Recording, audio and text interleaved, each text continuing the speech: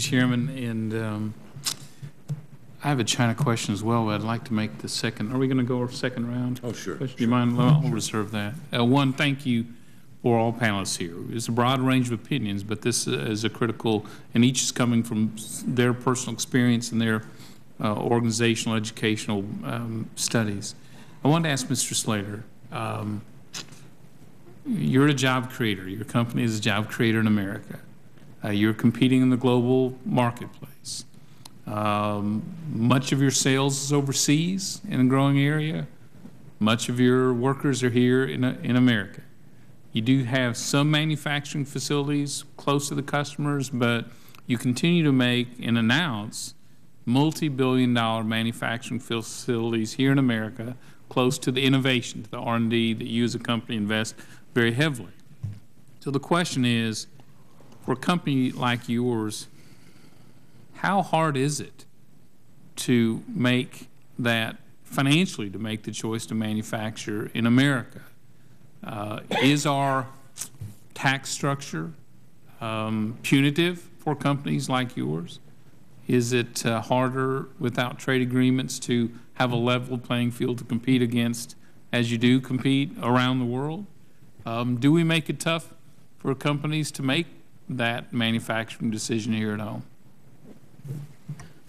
Thank you. That's there's multiple components to that, so I'll try and be brief. The corporate tax rate is definitely a disadvantage. We have the second highest rate in the OECD. It is painful. There is at least $1 billion cost difference between setting up a manufacturing facility here in the U.S. and one overseas. We are able to take that pain, if you will, because we have the talent here and the intellectual property here and the innovation here, and that can compensate for the additional cost. But we are a leading manufacturer, and as such, we make more profit than some of our colleagues, and so the tax difference may hurt others more than they hurt us. It certainly hurts us, but we continue to manufacture here because of the reasons that I mentioned. Can I go back a minute? Did you just say it costs you $1 billion more to locate that manufacturing plant here than in some other locations? At least $1 billion. $1 billion. Yeah. And is that, how much of that is due to wages, regulation, or tax costs? Most of it is due to tax. About close to 90%. I don't have the exact figure. It's high 80s. 90% of it is tax. Wages and raw material costs are a small fraction of the additional cost. Thank you, Mr. Slater. Therein lies the problem, right there. Dr. Levy, it is common to hear around Washington that trade is a race to the bottom. Yet with our free trade agreements, the opposite seems to be true.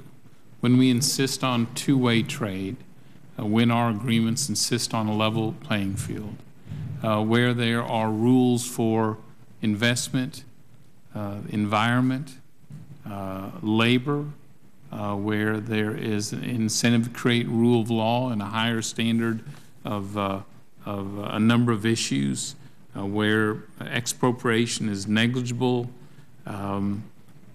does it seem to, am I wrong in believing that these agreements actually create a race to the top in the sense of establishing rules-based trade that actually raise the standard of business trade between the countries? No, sir, you're not wrong at all. I think you have it quite right, especially when we're talking about trade agreements between the developed world and the developing world. Frequently, what the developing world is seeing as an opportunity is the chance to commit to these kinds of higher standards. They're trying to do this as a way to sort of promote their own growth and to attract investment. That's often been a major foreign policy goal of the U.S. We've devoted substantial sums to trying to get Colombia to develop in a more positive way. So these agreements, such as the one with Colombia, have this effect. These countries undertake often more onerous rules in this respect, and in exchange they grant us greater market access, which means that they are a very beneficial policy from the U.S. perspective. Great. Thank you, Dr. Levy. Yield back. Thanks, Vice Chairman Brady. He was on time with his question.